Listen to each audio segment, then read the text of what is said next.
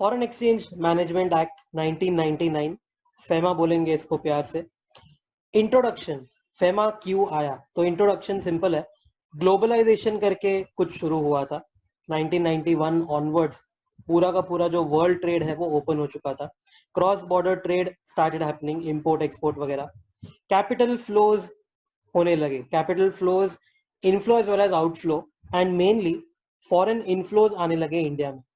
Foreign inflows India में आने लगे तो there was a need to manage those inflows, and that is why foreign exchange management act 1999 was form. अब ये जो इनफ्लोज आ रहे हैं इंडिया में, उसके ऊपर बहुत सारे अलग अलग रेगुलेशंस वगैरह डाल देंगे कि आप इसमें से थोड़ा ही बाहर लेके जा सकते हो, या आप कौन से एरिया में इंडिया में इन्वेस्ट कर सकते हो वगैरह वगैरह।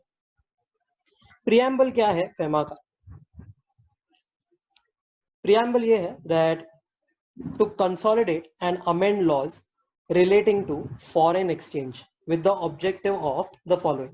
मतलब दो ऑब्जेक्टिव्स है, पहला facilitating external trade and payments and promoting the development and maintenance of the forex market in India।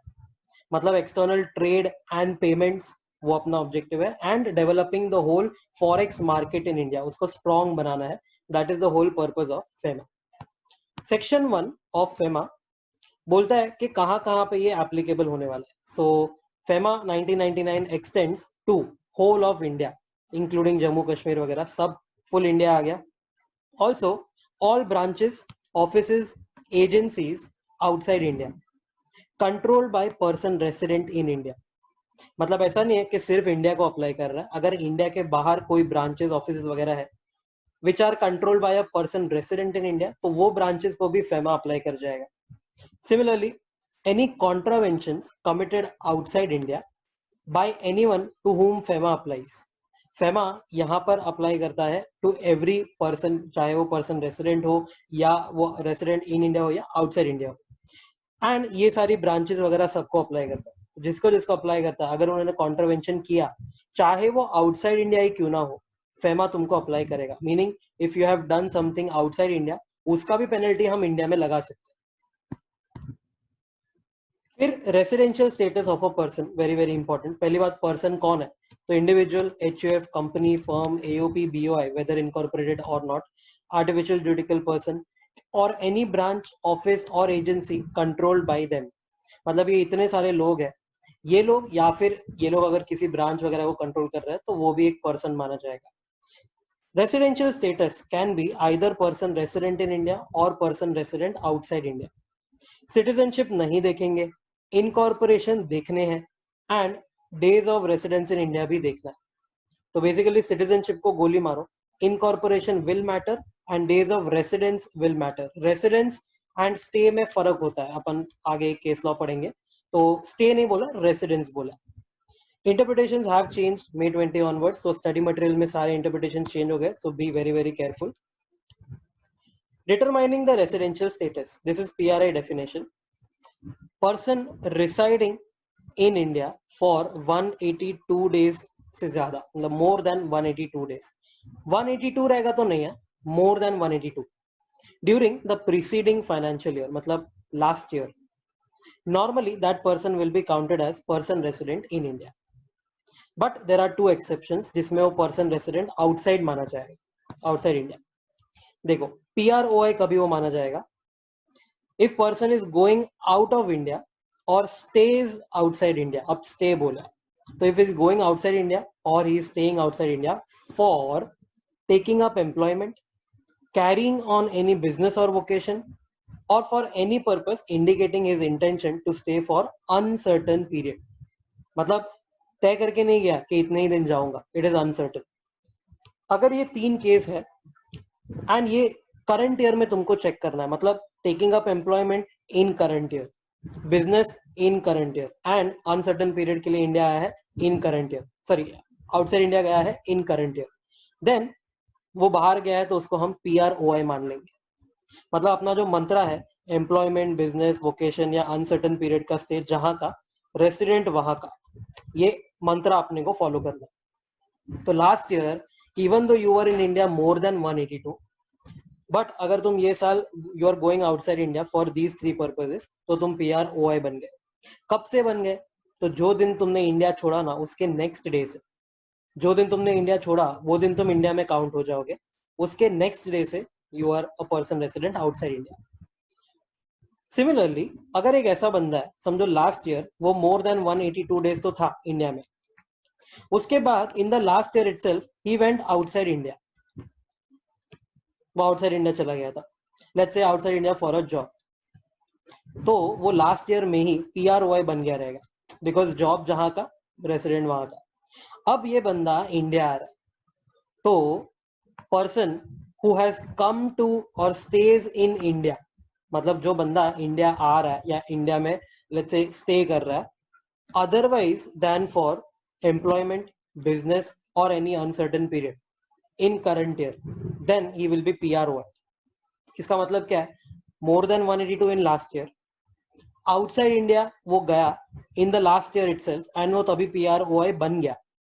अब वो इंडिया आ रहा है, इंडिया आ रहा है in current year, but India किसके लिए आ रहा है, वो not for job, not for business, not for uncertain period.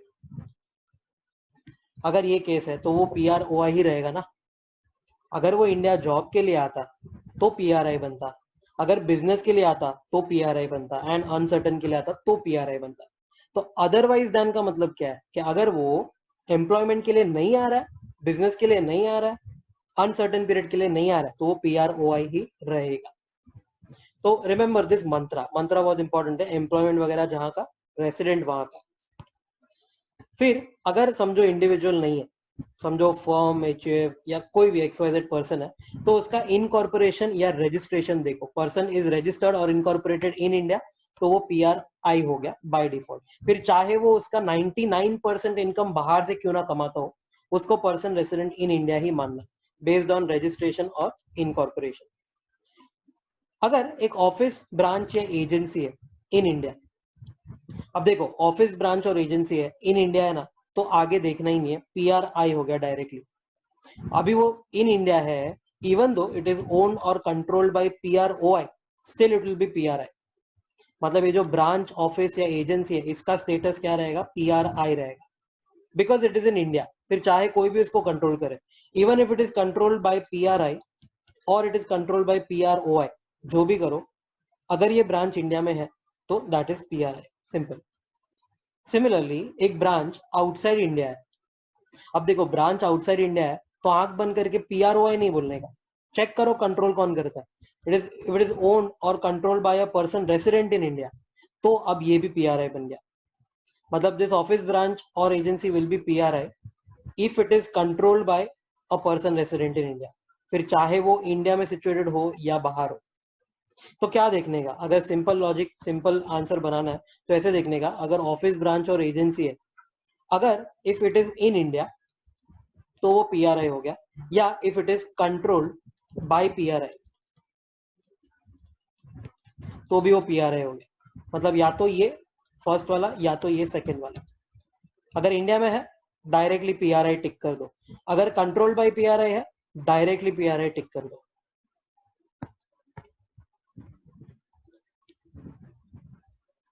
फिर एग्जाम्पल देखा था, फटाफट देख लो। फाइनेंशियल ईयर 2021 ऐसा अज्यूम करते हैं अपने, if he is residing in India more than 182 days in financial year 1920, मतलब के लास्ट ईयर, तो PRI माना जाएगा विद इफेक्ट फ्रॉम 1 अप्रैल 20, क्योंकि अपन ये साल का ढूंढ रहे हैं ना स्टेटस, तो 1 अप्रैल 20 से ये PRI ही माना जाएगा।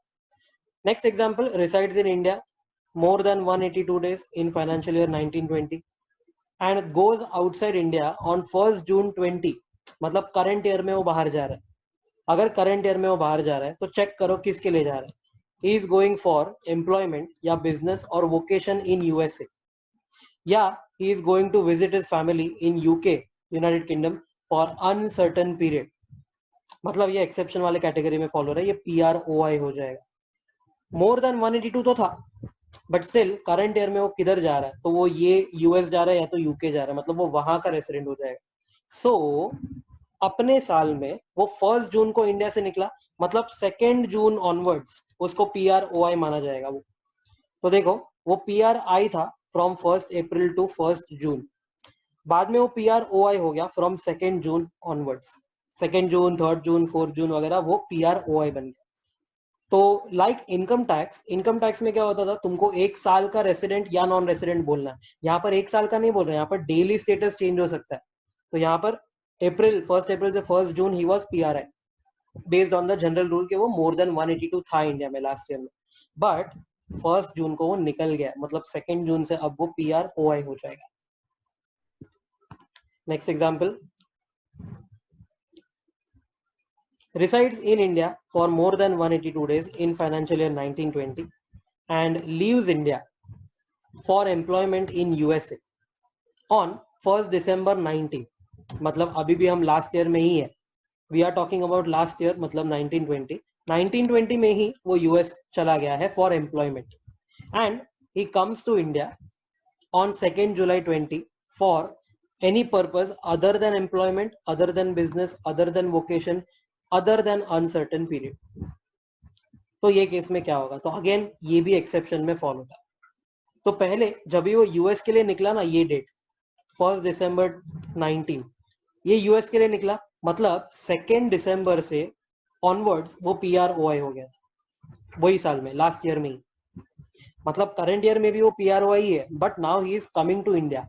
तो कमिंग टू इंडिया तो चेक करो पर्पस क्या, इज इट एम्प्लॉयमेंट? अगर वो एम्प्लॉयमेंट के लिए आ रहा है तो PRI बन जाएगा।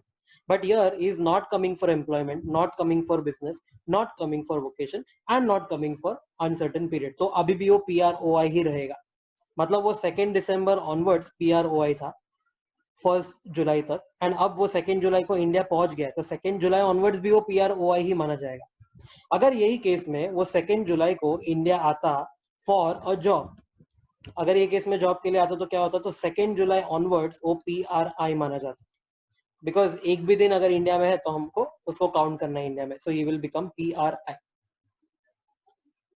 देखो, in the above example, if he comes to India on 2 July for employment, business वगैरह वगैरह, ये 4 पर्पस के लिए, for any number of days, कितने भी दिन के लिए आने दो, तो 2 जुलाई ऑनवर्ड्स हम उसको PRI मानेंगे। फिर ये था इंडिविजुअल्स का। अब कंपनीज वगैरह का देख लो, Reliance limited incorporated in India has 98% from sales in USA, मतलब उसका इनकम जो है 98% है, बट जो भी है वो सब बाहर से आ रहा है। तो क्या करने का ये केस में, कोई बात नहीं, अगर इनकॉर्पोरेटेड इन इंडिया है, आंख बंद करके PRI। फिर नेक्स्ट है एक चेन है ऑफ ब्रांचेस, ए कंपनी है इंडिया में, तो it is by default person resident in India, it is controlling B company of Dubai. अब देखो, बी कंपनी है तो दुबई में, but controlled by whom, controlled by PRI, मतलब ये भी PRI हो गया, आंख बंद करके। फिर B company of Dubai is controlling C company of USA. अब देखो, ए कंपनी PRI था, उसके वजह से बी कंपनी भी PRI बन गया, मतलब when B company is controlling C, मतलब एक PRI कंट्रोल कर रहा है सी को, तो C will also become PRI। मतलब या तो you have to be in India और you have to be controlled by PRI, तो ये जो भी ब्रांच वगैरह है वो PRI बन जाएगा। Next, A companies branch located in London, that will also be PRI। ये जो ए कंपनी है ये इंडिया का है एंड ये भी PRI है, मतलब उसका जो ब्रांच है वो भी PRI हो गया। एंड एक PROI कंपनी है, अगर उसने ब्रांच खोला है इन इंडिया, मतलब बाहर की कंपनी है, PROI कंपनी है, बट उसने ब्रांच इन इंडिया खोला है, अब देखो इन इंडिया आ गया ना, तो PRI। तो ब्रांच के लिए सिंपल रूल, अगर इन इंडिया है वो तो PRI, अगर इन इंडिया नहीं भी है, समझो कंट्रोल्ड बाय PRI है, तो वो ब्रांच PRI। फिर नेक्स्ट है what about up to 180 days का 182 डेज का केस। ऊपर अपन ने जो पढ़ा chart that was for more than 182, तो अप टू 182 डेज रहेगा in India in last financial year, तो क्या करने का, तो नॉर्मली वो PROI हो जाएगा by default. But there is a small circular which says if he is coming to India in the current year for employment, business, vocation और uncertain period, then we will have to consider him as PRI। मतलब in the last financial year वो up to 180 था, up to 182 था, समझो for example last year में वो let's say 179 days था वो, एंड अगर वो करंट ईयर में समझो इंडिया आ रहा है for any of these purposes, तो उसको PRI मानना पड़ेगा। In short our mantra still stays valid, employment, business, vocation जहां था, रेसिडेंट वहां था। देख लो एग्जाम्पल उसका, Mrs A stayed in US in financial year 1920 and came to India on 1st April 2020 for employment.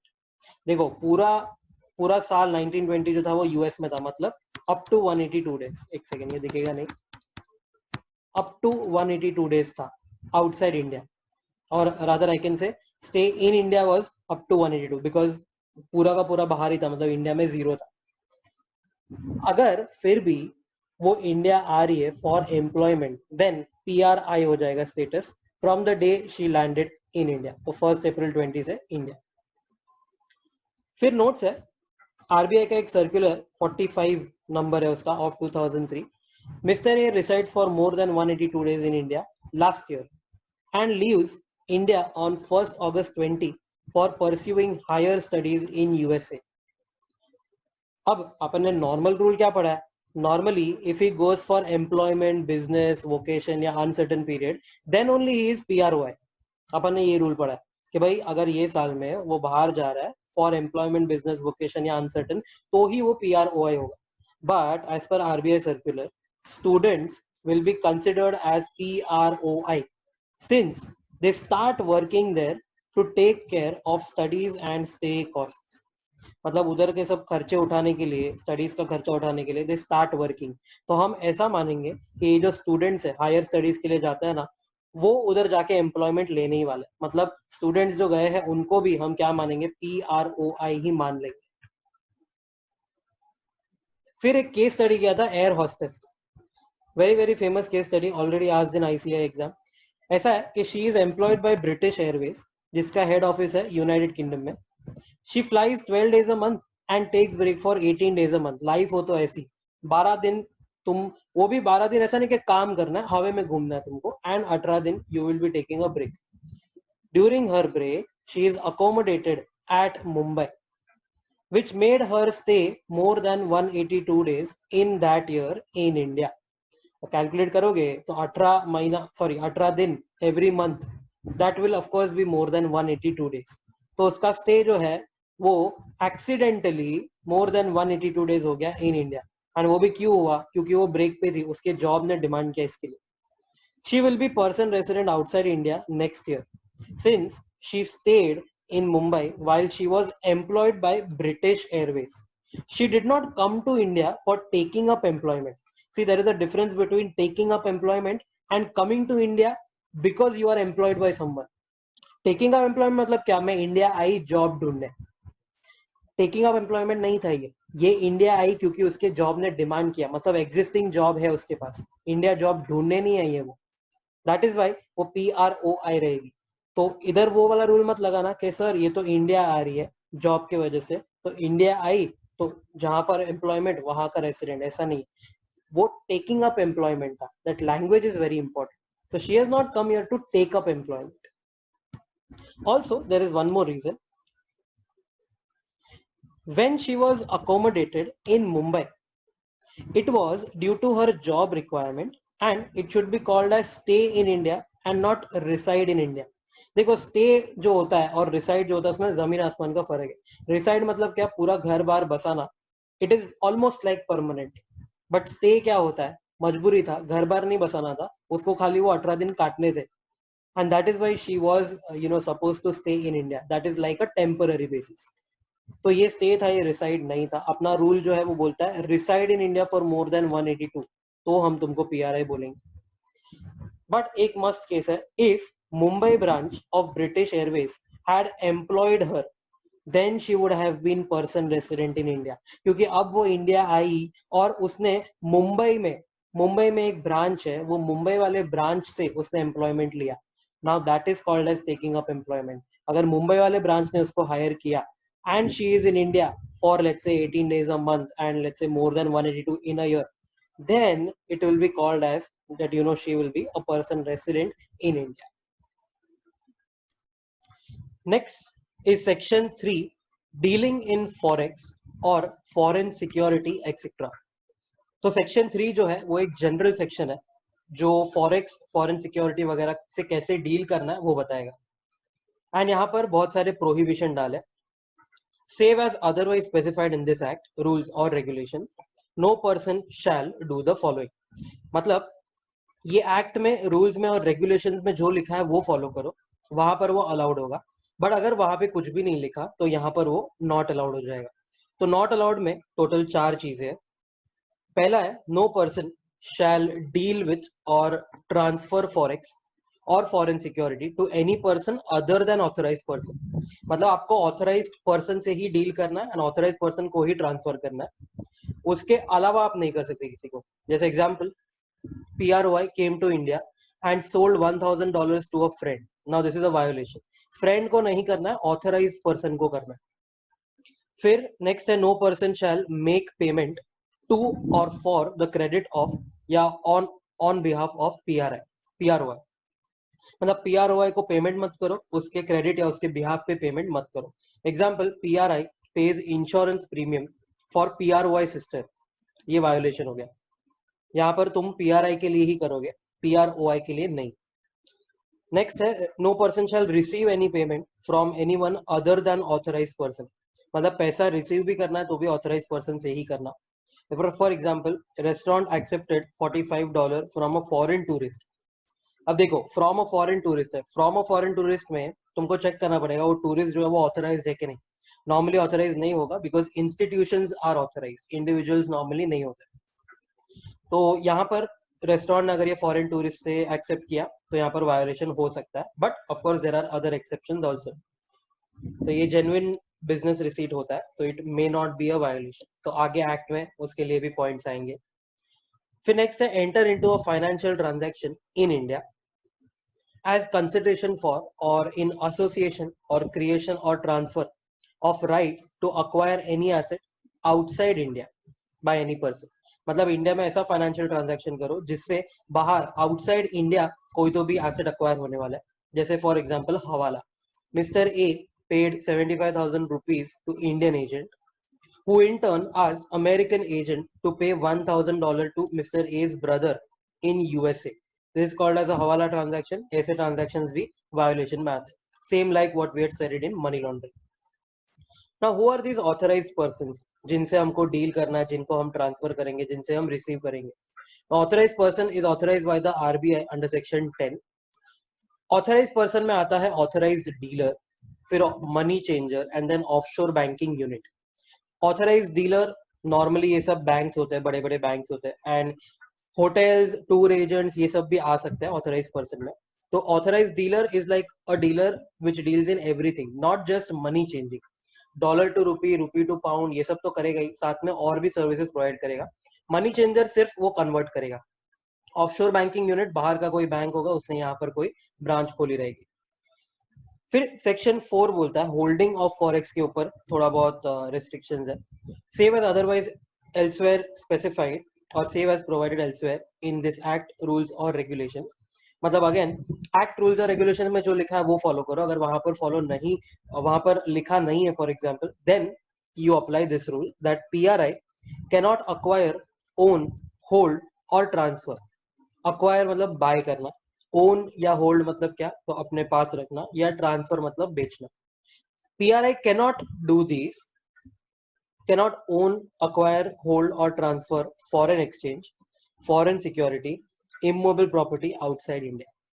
मतलब सेक्शन 4 बोलता है कि नॉर्मली यहाँ पर अलाउड नहीं है फॉरेन एक्सचेंज, मतलब कि फॉरेन करेंसी, फिर सिक्योरिटी और इमोबल प्रॉपर्टी आउटसाइड इंडिया नहीं ले सकता PRI। But again, elsewhere specified in this act rules और रेगुलेशंस बोला है, तो आगे हम पढ़ेंगे कोई कोई जगह पे उसको अलाउ करेंगे। फिर सेक्शन 8 है realisation and repatriation of forex. Realisation, repatriation मतलब क्या, तो बेसिकली अगर तुम यूएस के हो, यूएस वाला अगर इंडिया आता है और इंडिया में आके कुछ कमाता है and if you wants to take it back, तो उसको अपन बोलते हैं रिपेट्रिएशन। सिमिलरली यहाँ पर समझो अगर तुम कोई एक्सपोर्टर हो और तुमको डॉलर रिसीवेबल है, that is called as repatriation. तो देखो, if any forex is due और has accrued to a PRI, then PRI shall take steps to realize and repatriate such forex to India within the time period and manner specified by RBI। इसके लिए export के बहुत सारे rules अपने को पढ़ना है आगे चैप्टर में। तो जो PRI है, अगर उसको डॉलर्स रिसीवेबल है तो उसको रिपेट्रिएट मतलब कि इंडिया में लेके आना है, रियलाइज करना है within a specified time. Then section 9 exemption from realisation and repatriation, अभी जो ऊपर अपन ने पढ़ा section 4 and section 8, section 4 and section 8 will not apply to the following. किसको किसको अप्लाई नहीं करेगा? तो पोजेशन ऑफ फॉरेक्स या foreign coins up to a limit, limit not in syllabus now, पहले $2000 तक होता था। फिर foreign currency account up to a limit, मतलब आप यहाँ पर करेंसी, यहाँ पर कॉइन्स, यहाँ पर एक अकाउंट फॉरेन करेंसी में जो खोला रहेगा वो, ये तुम होल्ड कर पाओगे without any restriction up to a limit. फिर नेक्स्ट है forex acquired or receive before 8 July 1947 held outside India and any income accrued on it, उसके ऊपर कोई भी इंटरेस्ट वगैरह आ रहेगा तो वो, तो दिस इज फ्रीली अलाउड, ये तुम होल्ड कर सकते हो अगर तुमने ये अक्वायर या रिसीव किया था बिफोर दिस डेट। अगर तुम जिंदा हो तो होल्ड कर लो। Next, forex held by person resident in India up to a limit if such forex was acquired by gift or inheritance from the above mentioned person and any income accrued on it। मतलब ये person जो है third वाला, बाबा आजम के जमाने वाला, इसने अगर गिफ्ट या इनहेरिटेंस दिया किसी को, देन दैट पर्सन जिसने ये रिसीव किया वो भी up to a limit hold कर सकता है। Again limits not in syllabus.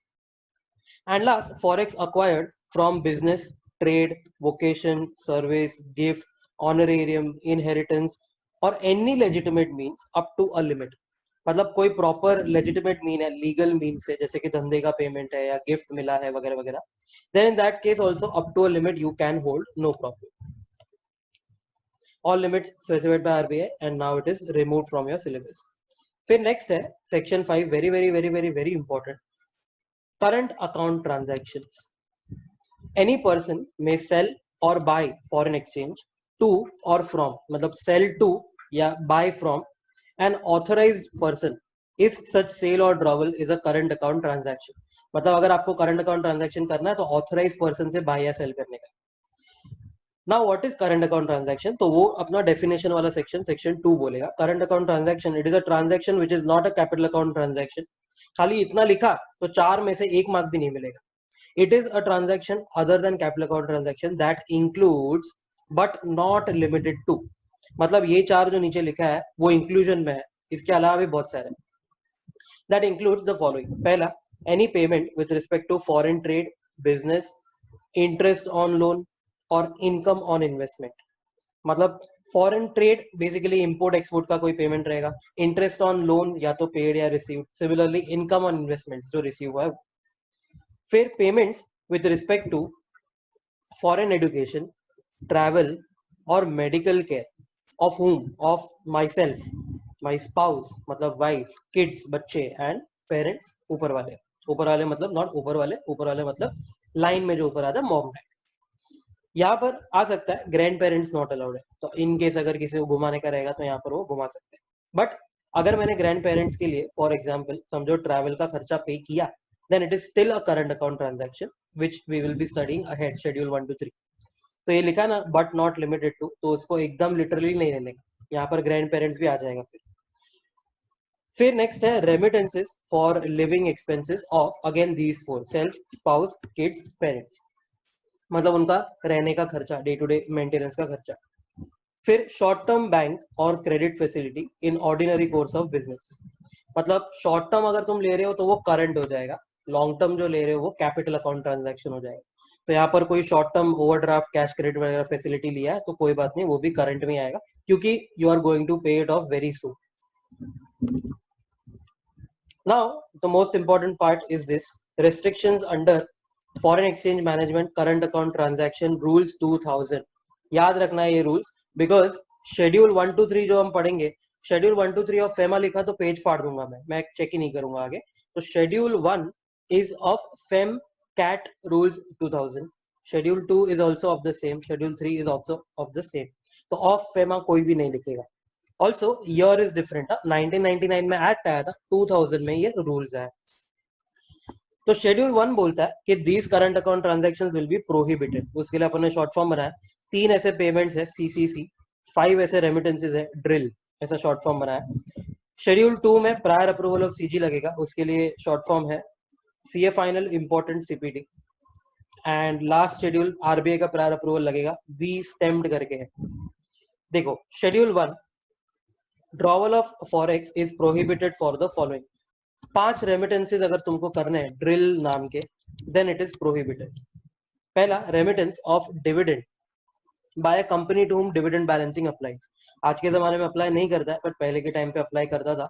तो अगर तुमको ये डिविडेंड पे करना है, if you are that type of a company, यहाँ पर इट इज प्रोहिबिटेड। मतलब क्या करने का फिर, तो यहाँ पर पूरा जो अपन शेड्यूल 1 पढ़ रहे हैं उसमें बोला है कि डॉलर्स नॉट अलाउड है, मतलब कि फॉरेक्स नॉट अलाउड है, इसको रुपी में पे कर दो कोई बात नहीं। तो एनीवे दिस इज आउटडेटेड, तो इसको जाने दो। फिर नेक्स्ट है रेसिंग और राइडिंग इनकम। हाँ, ये तुम रेमिट कर सकते हो बट रुपीज में। यहाँ पर प्रोहिबिटेड मतलब क्या, डॉलर्स में नॉट अलाउड, रुपी में चलेगा करना है तो।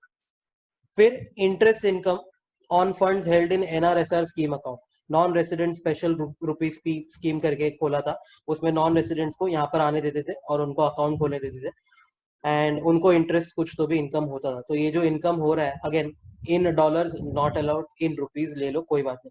Again this scheme is now outdated. फिर out of lottery winnings, lottery winning से अगर तुमको कुछ बाहर रेबिट करना है, कोई बात नहीं, करना है तो करो, रुपीज में करना, डॉलर्स में नॉट। तो ये भी प्रोहिबिट हो गया इन डॉलर्स। फिर remittance for purchase of lottery tickets, banned magazine, अश्लील मैगजीन वगैरह, फुटबॉल पूल्स अगर तुमको कोई टीम वगैरह बाय करना है, sweepstake. What is sweepstake? तो बेसिकली लाइक अ कॉन्टेस्ट, उसमें चिट्ठी निकलता है, अगर तुम्हारा नाम आया तो तुमको कोई तो भी प्रोडक्ट या गुड्स मिलेगा फ्री में, उसके लिए भी एक एंट्री फी होता है। तो अगर तुमको स्वीप स्टेक में स्वीप स्टेक, ये तो टंग ट्विस्टर निकला, स्वीप स्टेक में अगर तुमको कोई ये डालना है, पैसा डालना है, एंट्री फी डालना है, लॉटरी टिकट वगैरह के लिए तुमको डालना है कोई पैसा, तो तुम डॉलर में नहीं डाल सकते, इट इज प्रोहिबिटेड। मतलब रुपी में डालो कोई बात। ये थे 5 remittances drill not allowed in dollars. फिर नेक्स्ट है पेमेंट। 3 टाइप के पेमेंट है सीसीसी। पहला है related to call back services. Again आज के तारीख में not relevant, call back services आज ऑलमोस्ट बंद हो चुका है, बट ठीक है, कॉल बैक सर्विसेज पहले हुआ करता था, टेलीकॉम ऑपरेटर्स प्रोवाइड करते थे। तो अगर तुमको डॉलर में पे करना है तो नहीं चलेगा, प्रोहिबिटेड, रुपी में करो कोई बात। फिर next, payment of commission on exports made towards equity investment, wholly owned subsidiary या joint venture abroad of any Indian company। एक इंडियन कंपनी का अगर समझो बाहर कोई इन्वेस्टमेंट रहेगा या उसका कोई सब्सिडरी रहेगा या जॉइंट वेंचर रहेगा, अगर तुम उसको कोई चीज एक्सपोर्ट करते हो तो ये तो अपना ही कंपनी है, तो ये केस में काय का कमीशन। मतलब अगर देना भी है तो कोई इंडियन को दो बाहर वाले को मत दो। तो बेसिकली डॉलर्स में नॉट अलाउड कमीशन। बट हाँ, एग्जाम में ऐसा घुमा सकते हैं, अगर तुमने एक्सपोर्ट किया towards your Holi own subsidiary तो वो चलेगा, अगर तुमने उसके ऊपर कमीशन पे किया इन डॉलर्स वो नहीं चलेगा। तो remember, export allowed, commission not allowed. Also यहाँ पर डॉलर्स का बात है, मतलब तुमको रुपीज में देना है तो दे दो कोई बात नहीं। नेक्स्ट सी है commission on exports made under the rupee state credit route, RSCR। अब यहाँ पर क्या होता है, तो नॉर्मली इंडिया और रशिया के बीच में there is a trade agreement जिसमें हम रुपीज में डील करेंगे, हम रशिया को रुपीज देंगे, रशिया भी हमको रुपीज देगा। तो ये केस में तुम जो कमीशन पे कर रहे हो वो भी रुपीज में ही रखना। तो यहाँ पर प्रोहिबिटेड का मतलब क्या है, फॉरेक्स में तुम पे नहीं कर सकते, दिस इज प्रोहिबिटेड।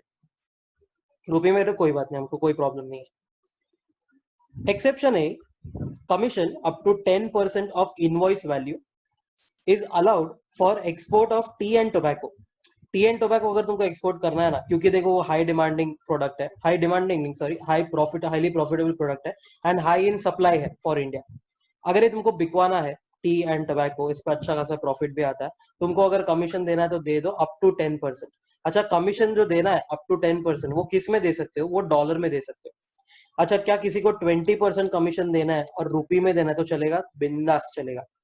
ये जो प्रोहिबिशन है वो किसके लिए है, फर्स्ट पॉइंट बोलता है कि commission paying is not allowed RSCR route के under which is in dollars, but dollars के लिए ही up to 10% of invoice value चलेगा। तो डॉलर में अगर पे कर रहे हो तो अप टू 10% कर दो, हमको कोई वांदा नहीं फॉर टी एंड टबैको। अगर यही केस में समझो टी एंड टबैको के केस में अगर 20% पे किया कमीशन इन रुपीज तो चलेगा, क्योंकि ये जो रेस्ट्रिक्शन है इज ओनली फॉर डॉलर्स। फिर यहाँ पर थोड़ा फॉर योर इन्फॉर्मेशन है, NRSR non resident special rupee account, RSCR is rupee state credit route, and sweepstake is like lottery contest where winners get products goods वगैरह वगैरह। फिर नीचे एक मस्त नोट लिखा है, drawer of forex is prohibited, rupee can be used for the above transactions. मतलब वही है कि भाई जो भी तुम्हारा रेस्ट्रिक्शंस डाला है वो डॉलर के पेमेंट में डाला है, रुपी के केस में there is no such restriction. Next is schedule 2, central governments prior approval is needed for the following transactions. बहुत सारे ट्रांजैक्शंस है, अपना शॉर्ट फॉर्म रहेगा CA final, important, CPT, 9 transactions. C पहला शुरू होएगा कल्चरल टूर्स। कल्चरल टूर के लिए अगर तुमको फॉरेक्स का जरूरत पड़ा, कल्चरल टूर मतलब एनी म्यूजिक आर्ट डांस वगैरह के लिए तुम इंडिया से बाहर गए परफॉर्म करने के लिए, कोई भी खर्चा वगैरह हुआ उसके लिए, तो सीजी का अप्रूवल लगेगा। सीजी मतलब क्या, तो you will need approval of ministry of human resource development, comma department of education and culture. ये डिपार्टमेंट में जाके एप्लीकेशन फाइल करो, ये मिनिस्ट्री तुमको क्या करेगा, अप्रूवल लाके देगा। फिर ए से होएगा advertisement, advertisement in foreign print media for purposes other than promotion of tourism, foreign investment, international bidding by central government और its public sector undertaking only if amount exceeds 10,000। बहुत सारा कंडीशन है। पहला कंडीशन फॉरेन प्रिंट मीडिया होना चाहिए, मतलब बाहर का कोई न्यूज़पेपर मैगजीन वगैरह, रेडियो टीवी ये वो सब फ्रीली अलाउड है, कोई बात नहीं।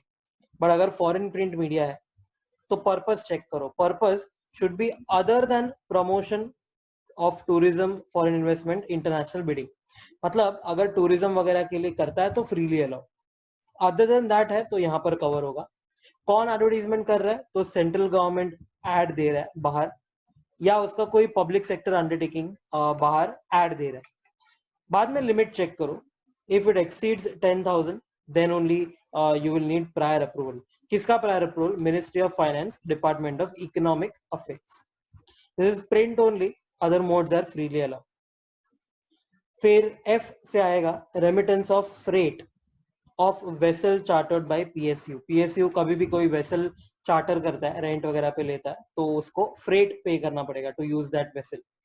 जो भी फ्रेट पे करना है, take permission from ministry of surface transport, chartering wing, उसमें जो भी अलग अलग विंग्स होंगे उसमें से चार्टरिंग विंग में तुमको जाना है।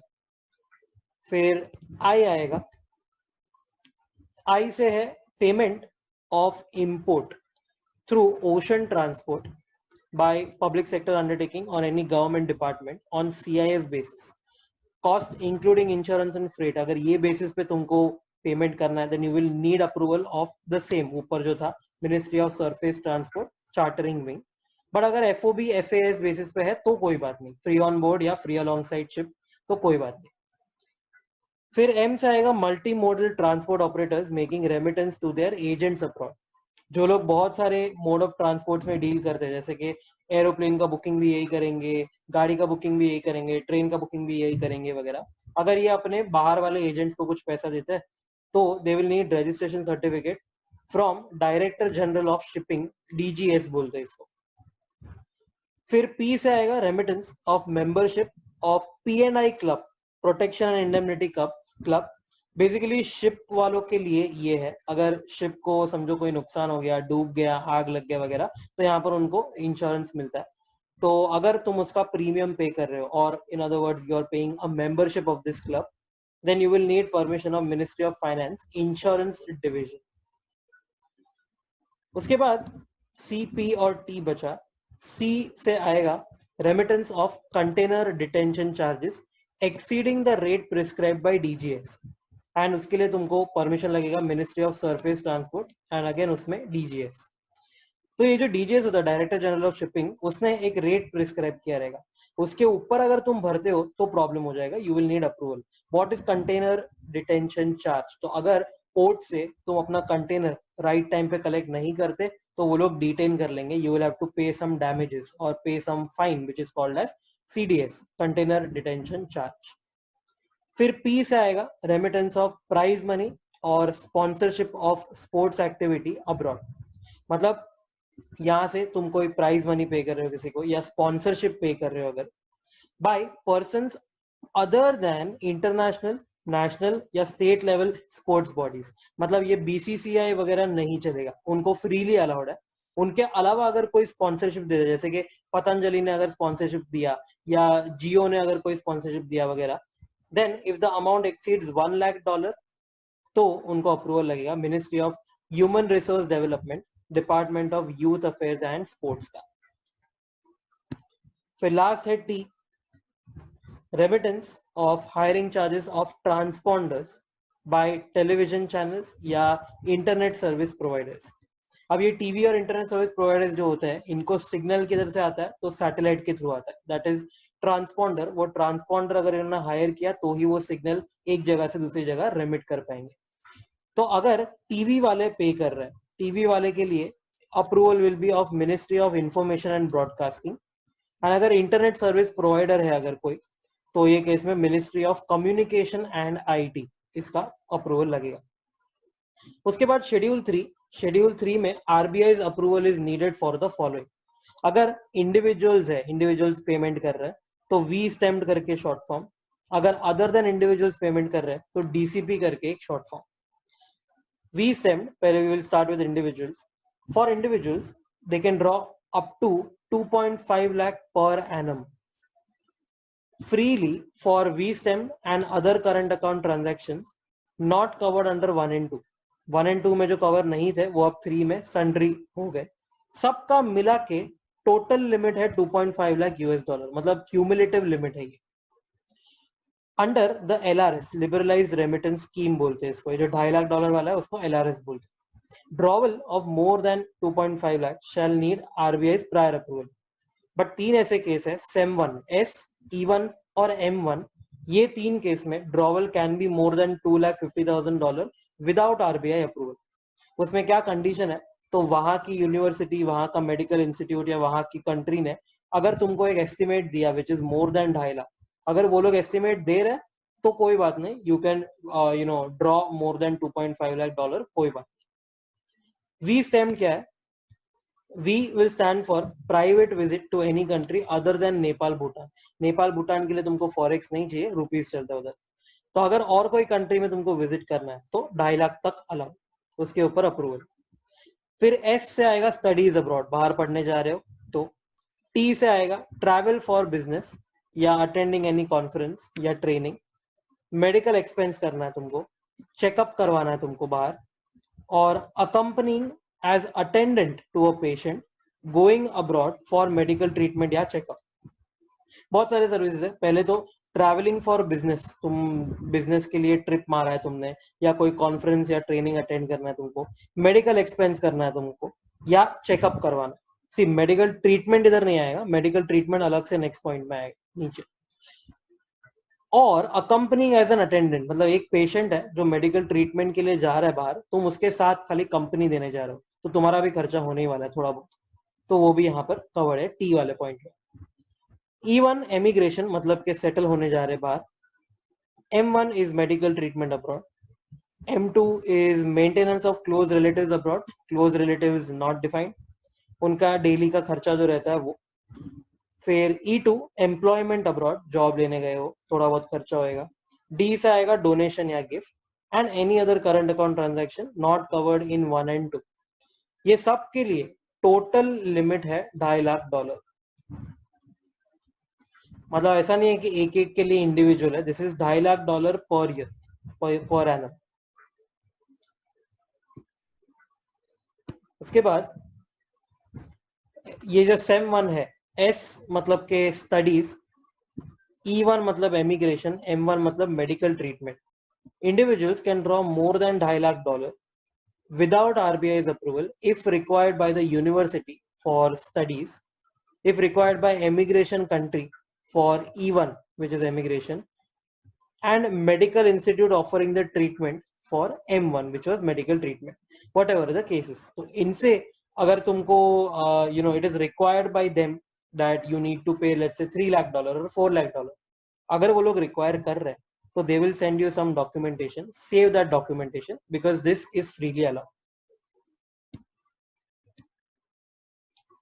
फिर अ person resident but not permanently resident in India, अगर एक ऐसा पर्सन है जो पीआरआई तो है बट नॉट परमानेंट पीआरआई, ऐसे लोग कौन होते हैं, तो नीचे डेफिनेशन है, कवर किया है, देखेंगे, बट बिफोर दैट रूल देख लो। तो एक पीआरआई जो एक परमानेंट रेसिडेंट नहीं है, who is a citizen of foreign state other than Pakistan, या who is a citizen of India but who is on deputation to any office or branch of foreign company or subsidiary or joint venture of foreign company in India.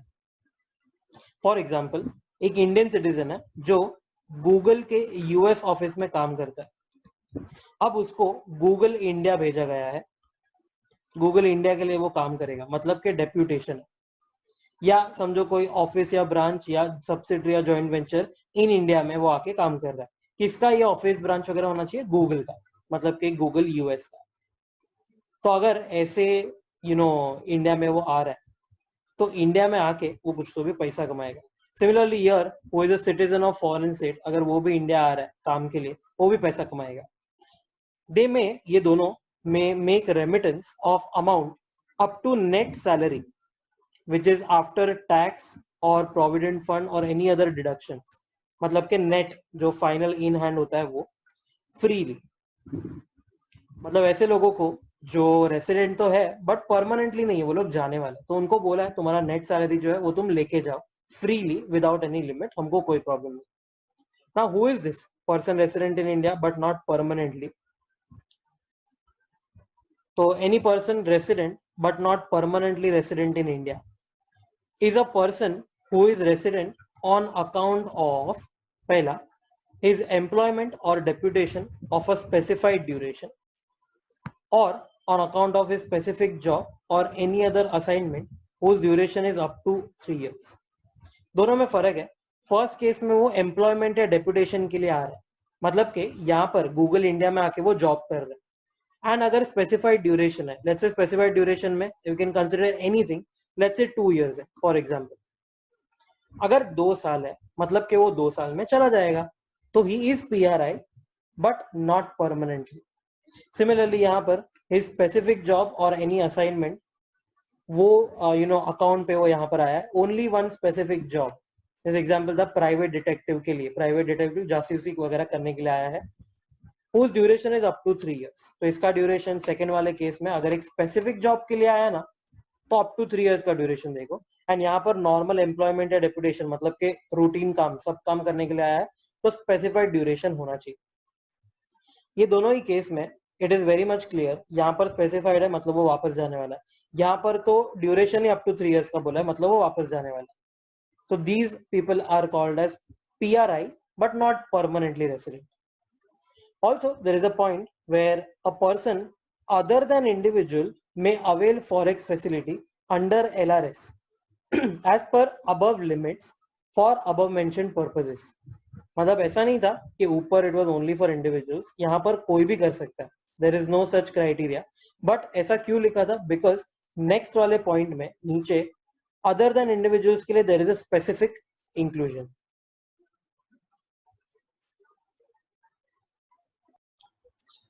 चलो अब next है facilities for persons other than individuals. ऊपर जो था वो individuals के लिए था, बट नीचे हमने एक नोट भी देखा कि अदर देन इंडिविजुअल्स जो होंगे वो भी वी स्टैम्प्ड कर पाएंगे। Now these are the facilities, 4 facilities है DCCP।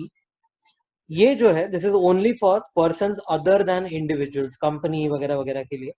इनके लिए if the amount exceeds the following, right वाला जो कॉलम है, then RBI approval will be needed. D से आएगा donations. Donation for what? Donation for creation of chairs in reputed educational institution. Chair मतलब एक पोजीशन, जैसे अगर किसी को ट्रस्टी वगैरह बनने का रहेगा तो। फिर contribution to a fund other than investment fund promoted by educational institute. मतलब फॉर एग्जांपल आईआईटी रहेगा, तो आईआईटी का समझो कोई स्वच्छ भारत का फंड रहेगा, ये इंडिया का हो गया। वैसे ही समझो बाहर का रहेगा, समझो हार्वर्ड यूनिवर्सिटी का रहेगा।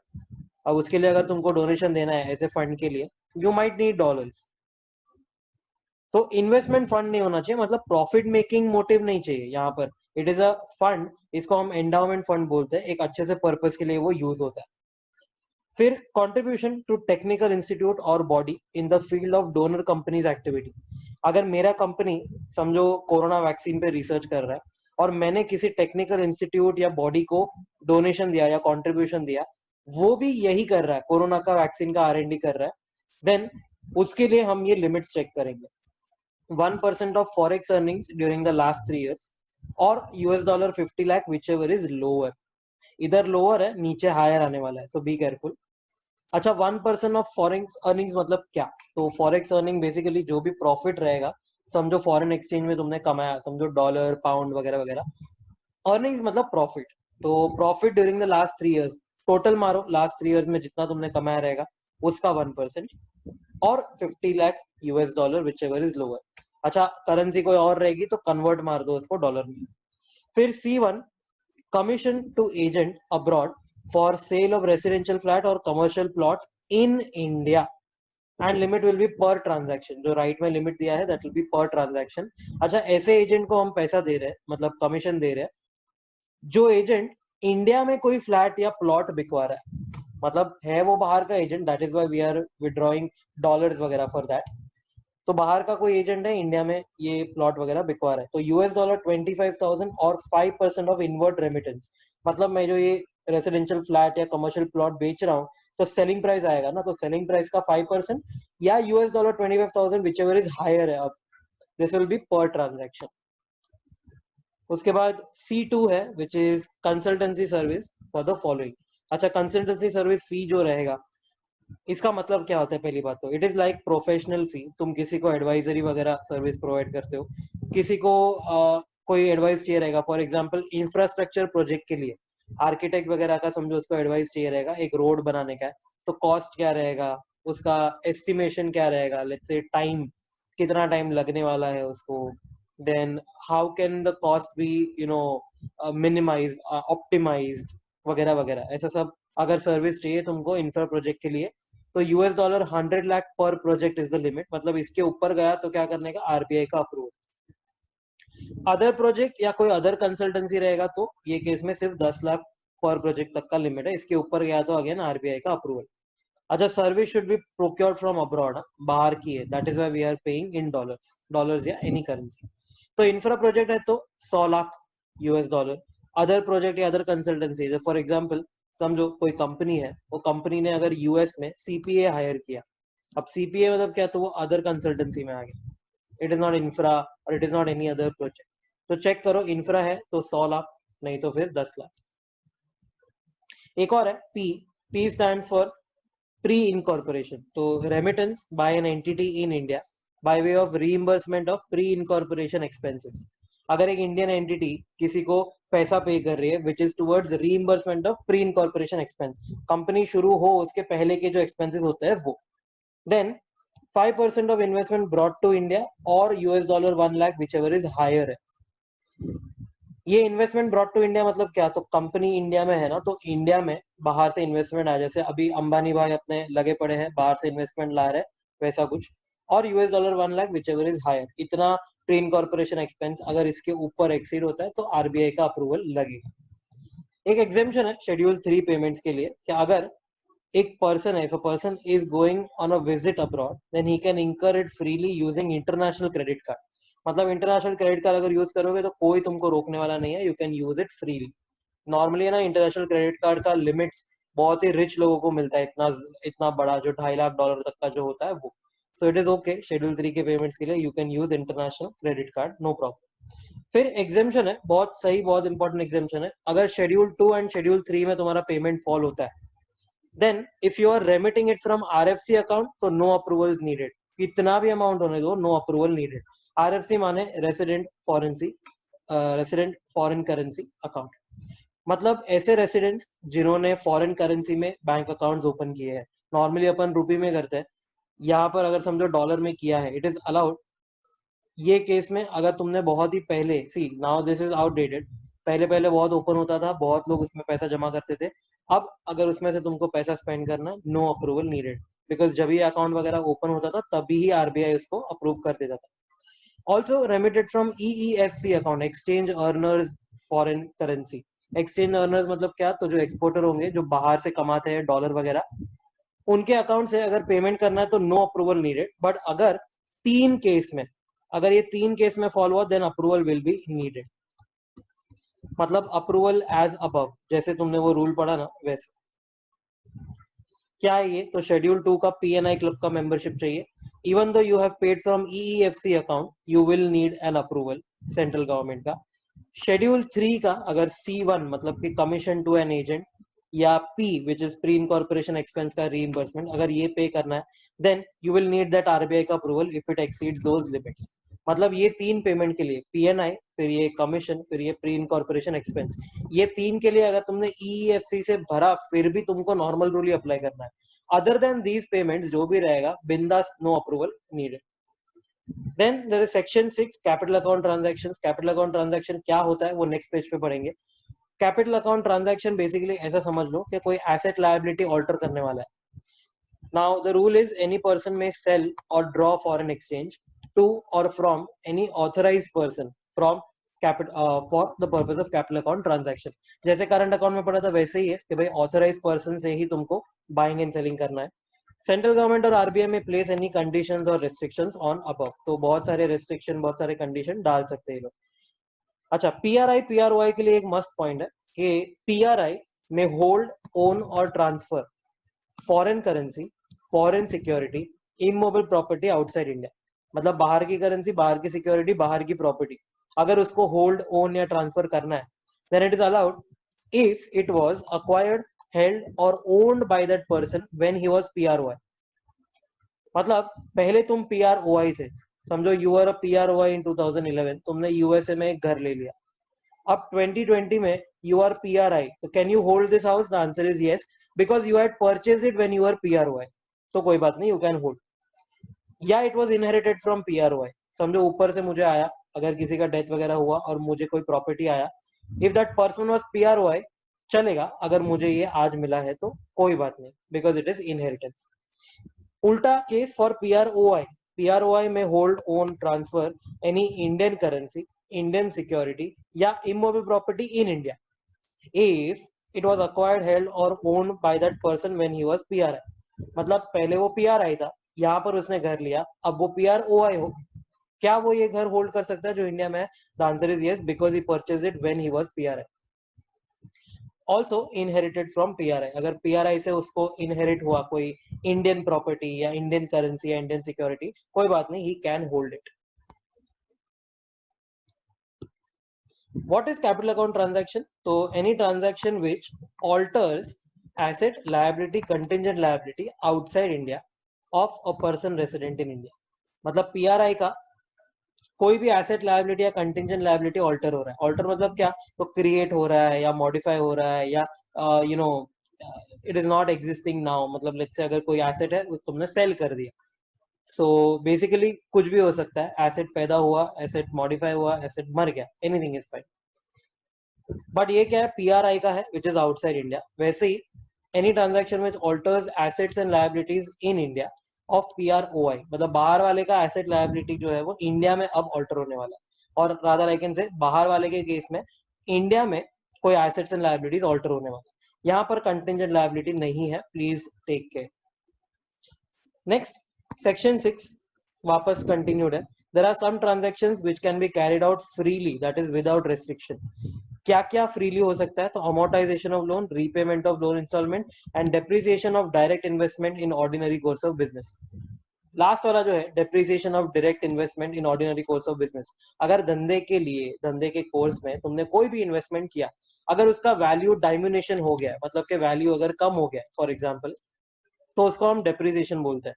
Depreciation is not going to lead to any payment, this is just a book entry, तो फ्रीली अलाउ, कोई बात नहीं। यहाँ पर रीपेमेंट ऑफ लोन ये सबको पता होता है, EMI वगैरह जो भरते हो वो। Amortisation of loan very much similar to repayment of loan. There are two types. Normally amortise मतलब क्या? तो ओवर द टेन्योर इक्वली तुम थोड़ा थोड़ा करके रीपे करोगे, और it can be any other repayment schedule. जो भी है, amortisation, repayment, ultimately it is the same thing. दोनों भी फ्रीली अलाउड है, मतलब you can enter into such transactions जिसमें रीपेमेंट ऑफ लोन होने वाला है फ्रीली, नो प्रॉब्लम। फिर फाइनली सबसे important, foreign exchange management, permissible capital account transaction regulations 2000। पहली बात तो यहाँ पर नाम में ध्यान देना, जब भी तुमने करंट अकाउंट पढ़ा था तो FEM, it was current account transaction rules 2000। पहली बात तो यहाँ पर रूल्स नहीं है, यहाँ पर रेगुलेशंस है, प्लीज बी केयरफुल, नहीं तो बाद में पता चलेगा तुम लोग गाली दे रहे हो आईसीआई को, सर हमने तो बराबर लिखा था। अरे बेटा, इधर रूल्स है इधर रेगुलेशंस है, कैसे बराबर लिखा तुमने। ऑल्सो यहाँ पर करंट अकाउंट ट्रांजैक्शन था ब्रैकेट में, इधर कैपिटल अकाउंट ट्रांजैक्शन तो है, परमिसिबल भी लिखना है अपने को, तो write it properly and then उसका शेड्यूल 1, शेड्यूल 2 एंड रेगुलेशन 4 याद रखने का। शेड्यूल 1 बोलता है permissible transaction by PRI, schedule 2 बोलता है permissible transaction by PROI and regulation 4 बोलता है there are some prohibited transactions. Schedule 1 and schedule 2 basically permissible है, देख लो डिस्टिंग्विश फॉर्मेट में इसको बनाया है। पीआरआई के लिए अगर शेड्यूल 1 है means investment in foreign securities, and PROI के लिए investment in securities of Indian body corporate और इन कैपिटल ऑफ फर्म और association in India, basically Indian investment, मतलब इंडिया में तुमने इन्वेस्ट किया कोई कंपनी में, फर्म में वगैरह वगैरह, तो यहाँ पर फॉरेन सिक्योरिटीज में अलाउड, यहाँ पर इंडियन इन्वेस्टमेंट अलाउड। फिर transfer of immovable property outside India allowed, यहाँ पर एक्विजिशन और transfer of immovable property in India allowed. देखो पीआरआई है तो आउटसाइड इंडिया के लिए हमने अलाउ किया, पीआरओआई है तो इन इंडिया में हमने अलाउ किया। अगर एक पीआरआई को इन इंडिया या आउटसाइड इंडिया यहाँ पर लिखा है, बट इसके बदले अगर इन इंडिया में लेना हो तो बेटा फेमा अप्लाई नहीं करेगा। अगर एक नॉर्मल रेसिडेंट को यहाँ पर कोई फ्लैट लेना है तो काय का फेमा, क्या इसमें कोई फॉरेन पार्टी है, नहीं, क्या इसमें कोई फॉरेन करेंसी इन्वॉल्व है, नहीं। सिमिलरली अगर एक पीआरओआई है इन इंडिया तो यहाँ पर कंसिडर किया है, समझो आउटसाइड इंडिया अगर उसको कोई प्रॉपर्टी ट्रांसफर करनी है तो बेटा फेमा अप्लाई नहीं करेगा। वो एक तो रेसिडेंट बाहर का है, ट्रांजैक्शन बाहर हो रहा है, इंडिया कहाँ से बीच में आया। सो अंडरस्टैंड, यहाँ पर पीआरआई का जो है वो आउटसाइड इंडिया एंड यहाँ पर पीआरओआई का जो है वो इन इंडिया लेना। अच्छा एक और गौर करना, यहाँ पर ट्रांसफर है, यहाँ पर एक्विजिशन एंड ट्रांसफर दोनों है। इसका मतलब ये नहीं है कि पीआरआई को एक्विजिशन अलाउड नहीं है, there are some certain different rules regarding property जो अपने सिलेबस से अब निकल गया। Then there is guarantee in favour of PROI, यहाँ पर guarantee in favour of PRI permissible. फिर एक्सपोर्ट इंपोर्ट होल्ड करेंसी, यहाँ पर एक्सपोर्ट इंपोर्ट करेंसी, बेसिकली क्या होता है ये, तो करेंसी तुम्हारे पास आया दैट मींस इंपोर्ट किया तुमने करेंसी, करेंसी अगर तुमने किसी को दिया तो that is exporting, and hold मतलब अपने पास रखा तो that is allowed, but again certain limits तक अलाउड होता है आरबीआई का। देन लोन ओवरड्राफ्ट टू और फ्रॉम पीआरओआई, मतलब पीआरओआई से लोन लो या उसको लोन दो। Foreign currency loan raise in India और अब्रॉड, अगर लोन तुमने डॉलर पाउंड वगैरह में लिया है तो चलेगा, परमिसिबल। यहाँ पर है deposits between PRI PROI, it is very much similar to loan only, deposit कर रहा है मतलब मैं तुमको पैसा दिया बाद में तुम वो रीपे कर देना एंड वाइस वर्सा, तो अलाउड। फिर नेक्स्ट है maintenance of foreign currency account in India and outside India, मतलब बैंक अकाउंट खोल सकते हो फॉरेन करेंसी में, यहाँ पर maintenance of foreign currency account in India चलेगा। Then remittance outside India of capital asset, यहाँ पर भी same remittance outside India of capital asset. Capital assets यहाँ से तुमको अगर बाहर रेमिट करना है कोई बात नहीं, बिंदास करो चलेगा। अंडरटेक डेरिवेटिव कॉन्ट्रैक्ट्स, यहाँ पर भी अंडरटेक डेरिवेटिव कॉन्ट्रैक्ट्स, डेरिवेटिव में क्या क्या आता है, तो forward contract, future contract, options, फिर स्वॉप्स वगैरह वगैरह, करो बिंदास कोई बात नहीं, इवन कमोडिटी डेरिवेटिव्स भी यहाँ पर आता है। फिर insurance policy from insurance company outside India, PRI को अलाउड है, यहाँ पर ऐसा कुछ भी नहीं, मतलब पीआरआई को अगर इंश्योरेंस लेना है बाहर से कोई बात नहीं, फ्रीली अलाउड। अच्छा अब बहुत इंपॉर्टेंट पॉइंट्स, रेगुलेशन 4 प्रोहिबिशन, तो अगर पहली बात तो तुम पीआरआई हो, इंडिविजुअल हो, तो तुम्हारे लिए जो एलआरएस था ना $2.5 लाख वाला स्कीम, वो बहुत ही यहाँ पर इंपॉर्टेंट पॉइंट प्ले करता है कि भाई capital account schedule 2 sorry schedule 1 मतलब कि जो परमिसिबल वाला था हमने देखा, उसके लिए ना there is a maximum limit of $2.5 lakh per annum. फिर करंट अकाउंट में हमने देखा था schedule 3, if you remember schedule 3 में था वी स्टेम, ये शॉर्ट फॉर्म बनाया था, इसके लिए भी सेम था मैक्सिमम $2.5 लाख पर एनम। तो कैपिटल अकाउंट वाला बोलता है 2.5 लाख, करंट अकाउंट वाला भी बोलता है 2.5 लाख, क्या ये दोनों मिला के 2.5 लाख है, the answer is yes. Capital account का शेड्यूल 1 प्लस करंट अकाउंट का शेड्यूल 3 दोनों मिला के मैक्सिमम 2.5 लाख पर एनम तक का लिमिट है, मतलब $2.5 लाख के ऊपर अगर जा रहा है तो आरबीआई का अप्रूवल तुमको लगेगा। बट हाँ इसमें वो सेम 1 जो था ना एस, फिर E1 and M1, studies, immigration, medical treatment, ये केस में अगर ज्यादा जा रहा है तो कोई बात नहीं, फ्रीली चलेगा, अगर सामने वाला कंट्री का यूनिवर्सिटी या मेडिकल इंस्टीट्यूट वगैरह रिक्वायर करता है तो। Drawal of foreign exchange for capital account transaction even up to $2.5 lakh, cannot be remitted directly or indirectly to non-cooperative countries declared by the Financial Action Task Force. FATF ने उसने non cooperative countries declare किए. Every year change होता रहता है. अभी black list में Korea and Iran है. तो अगर कोरिया एंड ईरान तुमको कोई भी कोई भी ट्रांजैक्शन करना है कैपिटल अकाउंट का, तुमको रेमिट करना है पैसा, तो यहाँ पर नहीं चलेगा, नॉट अलाउड. मतलब इवन 2.5 लाख तक not allowed. Then PROI cannot make investment in India in any company or firm etc. which is engaged or proposes to engage in the following 5 businesses. एक बाहर वाले को PROI को अगर इंडिया में investment करना तो ये 5 में अलाउड नहीं है. पहला, trading in TDRs. What is TDR? तो बेसिकली समझो ये एक लैंड है, इसके ऊपर अगर समझो बिल्डिंग बनानी है, इसका राइट रहेगा किसी के पास. ये राइट अगर किसी ने किसी को बेच दिया, that is called as transferable development rights. तो ऐसे केस में तुमको इन्वेस्टमेंट नहीं करना है. फिर रियल एस्टेट बिजनेस और कंस्ट्रक्शन ऑफ फार्म हाउसेस. अगर कोई कंपनी रियल एस्टेट में एंगेज्ड है या कंस्ट्रक्शन ऑफ फार्म हाउस में एंगेज्ड है, तो ये केस में you can't invest in it. But इसमें एक्सेप्शंस है जो नीचे पड़ेंगे. फिर एग्रीकल्चर और प्लांटेशन एक्टिविटीज में ये लोग इन्वेस्ट नहीं कर सकते. फिर निधि कंपनी नहीं डाल सकते. चिट फंड बिजनेस में नहीं डाल सकते. तो ये 5 एक्सेप्शंस है. शॉर्ट फॉर्म है ट्रैंक. चिट फंड के लिए there is a special note and real estate के लिए there is a special note on the next page.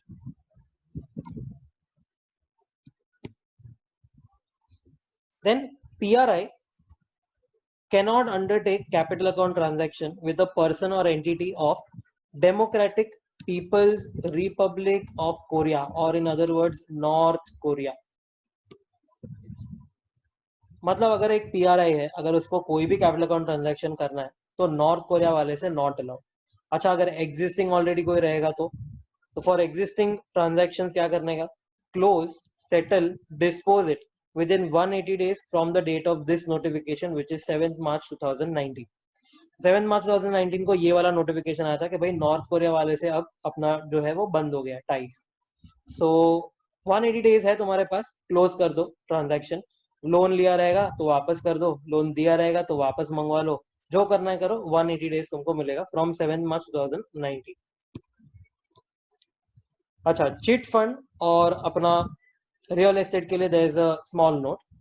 For investment in chit funds, if the registrar of chits or any officer authorized by the state government can allow chit funds to accept subscription from NRIs through banking channel या कोई भी type का legitimate payment जैसे कि RTGS, NEFT, ये वो सब included है, and on non repatriation basis without any limit. इसका मतलब क्या है? तो रजिस्ट्रार ऑफ चिट्स के पास पावर है, और सेंट्रल गवर्नमेंट नहीं बट स्टेट गवर्नमेंट के ऑथराइज ऑफिसर के पास पावर है कि वो लोग अलाउ कर सकते हैं. Chit funds can accept subscription from NRI. NRI here means PROI. I don't know why study material has used this language, but ठीक है, PROI ही है वो. तो यहाँ पर अगर अलाउ करते हैं ये लोग बैंकिंग चैनल से and on non repatriation basis, तो without any limit it will be allowed. मतलब बिंदास डालो चलेगा, बट बैंकिंग चैनल से आना चाहिए. And non repatriation, non repatriation मतलब क्या? अगर तुम यूएस से आए हो तो यहाँ पर तुमने जो भी कमाया वो यहीं पे स्पेंड करके जाओ, यूएस नहीं लेके जा सकते. तो ये अलाउ हो जाएगा इफ रजिस्ट्रार ऑफ चिट्स या SG का ऑफिसर अलाउ करेगा. अच्छा, रियल एस्टेट बिजनेस में there is an exclusion. Development of townships वो एक्सक्लूजन में आएगा. मतलब मेन रूल बोलता है रियल एस्टेट में not allowed, but development of township में अलाउ. फिर कंस्ट्रक्शन ऑफ रेसिडेंशियल और कमर्शियल प्रेमाइस, रोड, ब्रिजेस वगैरह अलाउ. सेबी रजिस्टर्ड REIT में पैसा डालना है, allow. First of all, what is township? Township basically it is like a very very big society. एक छोटा टाउन टाइप है जिसमें सब फैसिलिटीज अवेलेबल होता है, दैट इज अलाउड. फिर construction of residential commercial premise तो सबको पता होता है, रोड, ब्रिजेस वगैरह ये सब में भी अलाउड है. What is REIT? REIT is like a mutual fund for real estate.